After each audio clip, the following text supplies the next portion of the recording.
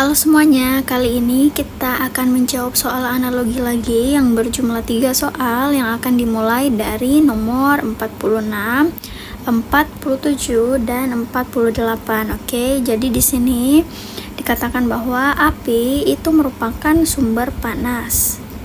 Sedangkan air adalah sumber apa gitu ya.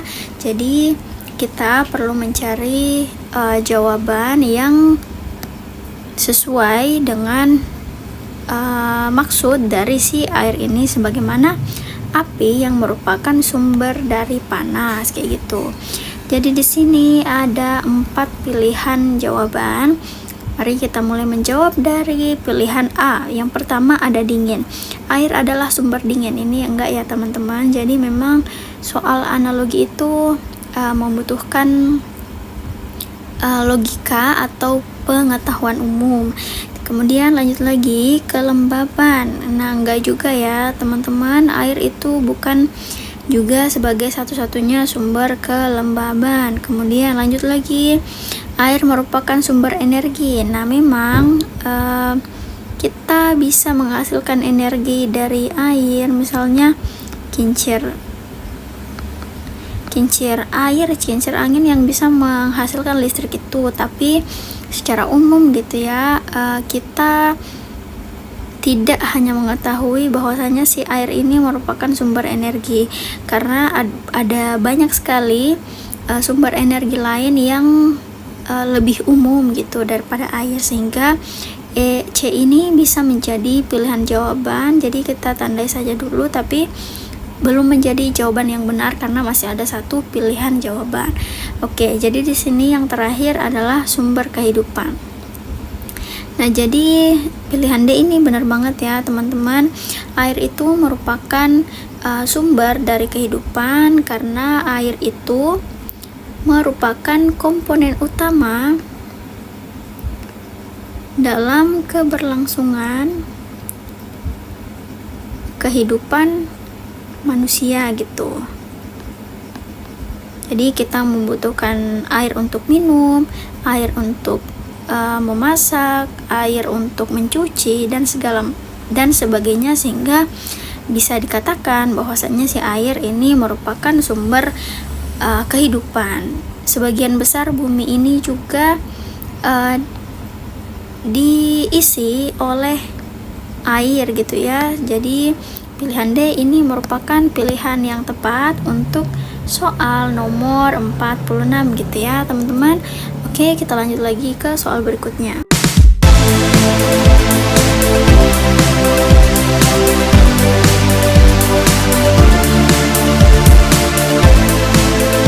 Masih bingung ngerjain tugas mendadak? Tuntaskan tugas kamu bersama Amanah Store.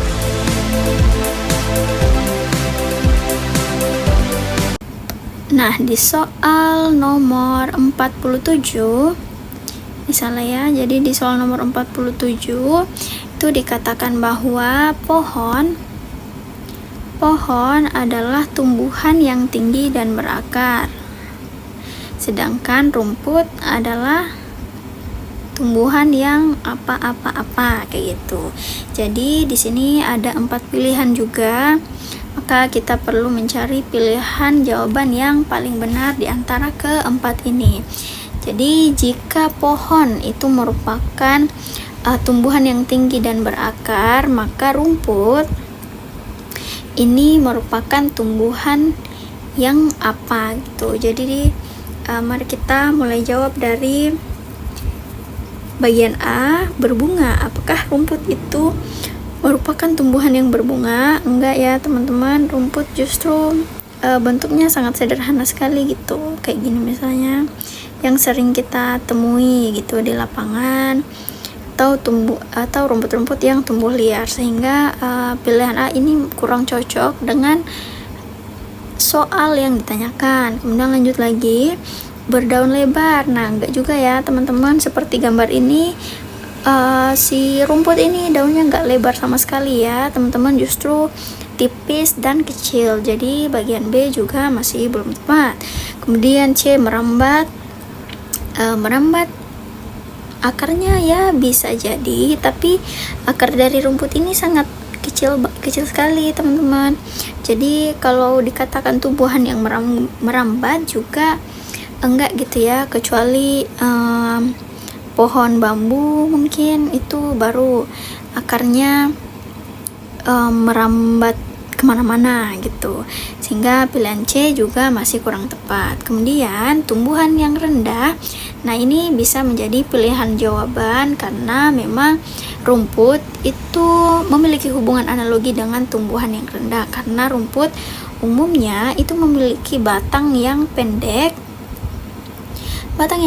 dan tumbuh biasanya di permukaan tanah, di lapangan, di taman, dan sebagainya. Sehingga pilihan jawaban yang tepat untuk soal nomor 47 ini adalah si D. Nah, bagi teman-teman yang masih merasa kesulitan untuk mengerjakan soal-soal seperti ini, jangan lupa untuk bergabung bersama kami di kelas ID,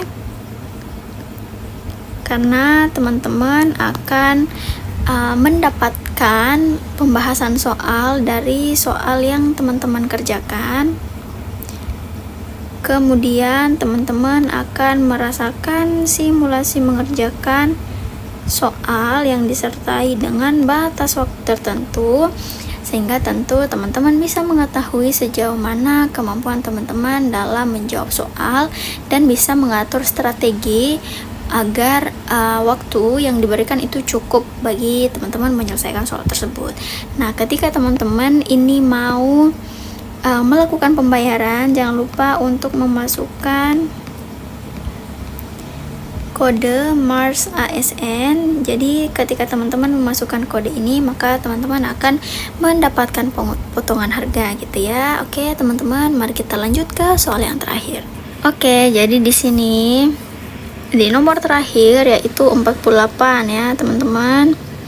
Nah, di sini dikatakan bahwasanya mentega itu merupakan produk hasil olahan susu, sedangkan minyak kelapa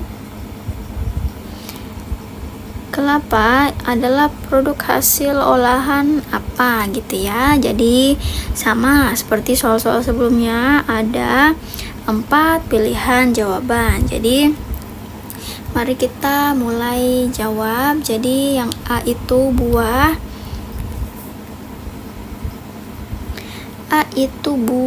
Nah, minyak kelapa itu bukan merupakan produk hasil olahan dari buah kelapa ya, teman-teman.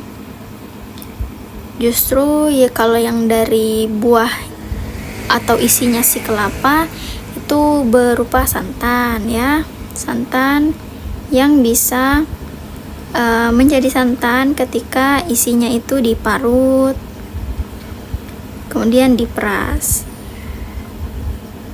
gitu ya. Mari kita jawab lagi di bagian B. Bunga juga enggak ya, teman-teman. Soalnya minyak kelapa ini itu apa ya, ranting-rantingnya mungkin bahasanya seperti rumput, jadi tipis, terus agak panjang dikit, tapi tidak berbunga gitu ya. Ada gimana ya, ada bunganya sih sedikit, tapi minyak kelapa ini bukan merupakan produk hasil olahan dari bunga kelapa gitu ya. Kemudian lanjut lagi, biji. Nah, biji ini bisa jadi karena memang si minyak kelapa ini dihasilkan dari si biji kelapa. Kemudian yang terakhir ada daun. Ini daun enggak ya, teman-teman? Karena daun dari si kelapa itu bentuknya kayak gini. Dan minyak kelapa itu bukan merupakan produk hasil olahan dari daun kelapa. Si minyak kelapa ini merupakan produk hasil olahan biji kelapa yang sudah diproses sehingga menghasilkan minyak kelapa. Jadi pilihan jawaban yang tepat untuk soal ini adalah bagian C. Jadi di sini soalnya agak panjang-panjang ya, teman-teman. Mari kita mulai. Jadi hubungan objek-objek pada kalimat air laut itu melewati proses penjemuran sehingga mengkristal hingga menjadi garam. Nah, kira-kira hubungan kata kalimat yang ada pada soal nomor 49 ini setara dengan pilihan jawaban yang mana. Jadi di sini ada 5 pilihan jawaban, dan menurut teman-teman jawaban mana nih yang paling benar? Mari kita mulai jawab. Jadi yang pertama, awan itu menurunkan hujan yang lebat. Nah, ini enggak ya teman-teman, soalnya di soal tadi itu suatu hal digambarkan proses terjadinya.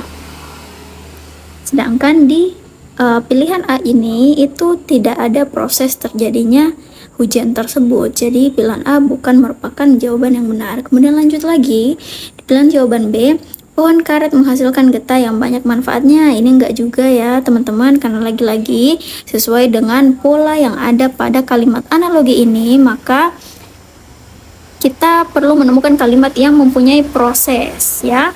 Kemudian yang C, bulu angsa dapat diolah menjadi kok.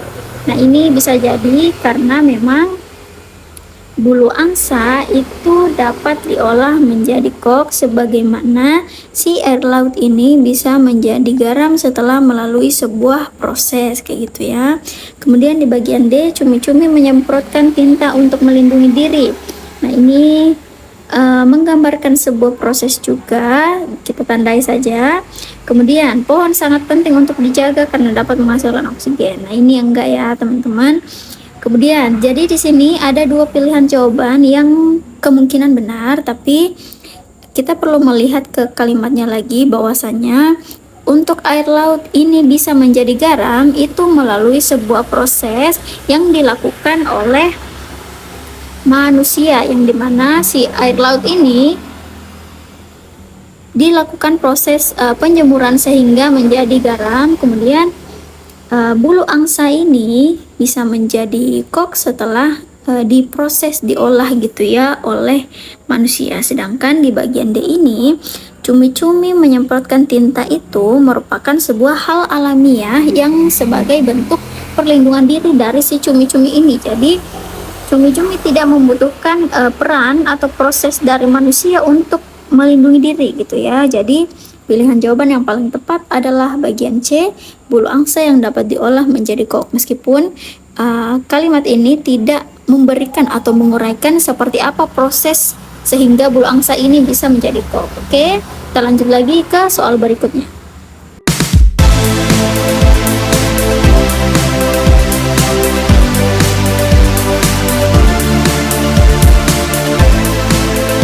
Masih bingung ngerjain tugas mendadak?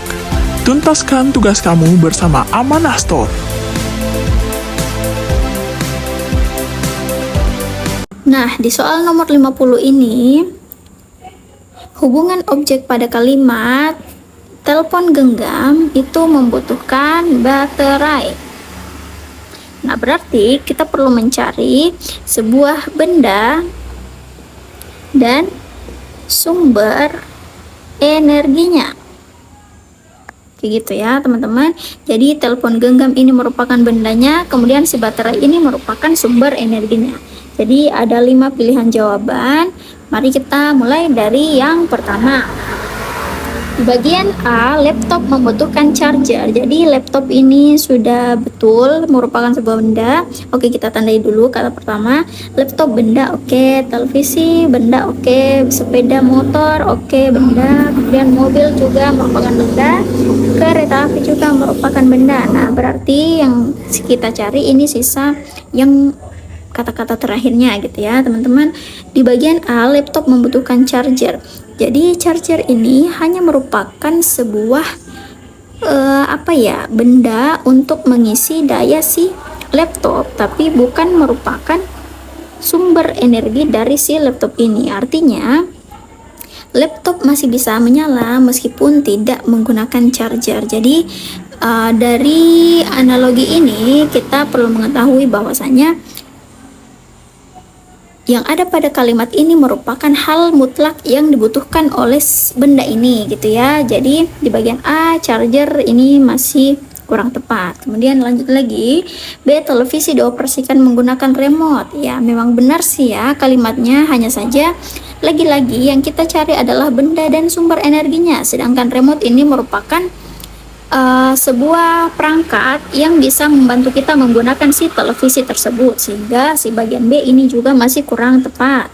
Lanjut lagi, sepeda motor membutuhkan kaca spion. Nah, memang butuh tapi tidak mutlak gitu ya teman-teman, dan kaca spion ini bukan merupakan sumber energi. Jadi maksudnya ketika si kaca spion ini tidak ada, sepeda motor bisa tetap beroperasi kayak gitu ya. Kemudian di bagian D, mobil membutuhkan bensin. Nah, ini betul karena memang si bensin ini merupakan sumber energi dari si mobil. Kapan bensin tidak ada, maka si mobil pasti nggak bisa beroperasi gitu ya. Kemudian di bagian E, kereta api membutuhkan rel. Memang membutuhkan rel, tapi rel itu bukan merupakan sumber energinya. Sehingga untuk soal ini, pilihan jawaban yang benar adalah bagian D. Jadi bagi teman-teman yang masih kesulitan untuk mengerjakan soal-soal analogi, jangan lupa untuk bergabung bersama kami di kelas ID teman-teman, dan masukkan kode MARS ASN agar teman-teman semua mendapatkan potongan harga gitu ya saat melakukan pembayaran. Jadi di kelas ID ini teman-teman akan mendapatkan pembahasan soal yang teman-teman kerjakan, kemudian teman-teman juga bisa merasakan simulasi mengerjakan soal dengan patokan waktu, sehingga teman-teman bisa mengetahui kemampuan teman-teman sejauh mana untuk menjawab soal gitu ya. Oke, jadi kita lanjut lagi ke soal yang terakhir. Nah, di soal nomor 51, sini dikatakan bahwa makanan itu melewati mulut hingga sampai ke lambung. Berarti ini terkait dengan proses juga ya, teman-teman. Proses pengolahan makanan di dalam tubuh manusia. Mari kita cari yang sesuai. Ada 5 pilihan jawaban juga. Jadi yang paling benar jawabannya adalah bagian D. Mengapa bagian D? Karena air itu terserap naik ke akar menuju si daun, sama seperti proses yang ada pada soal ini. Oke teman-teman, semoga bisa dimengerti ya. Jadi di bagian A ini salah karena harusnya di sini paru-paru gitu ya. Oke, segitu aja dulu. Terima kasih.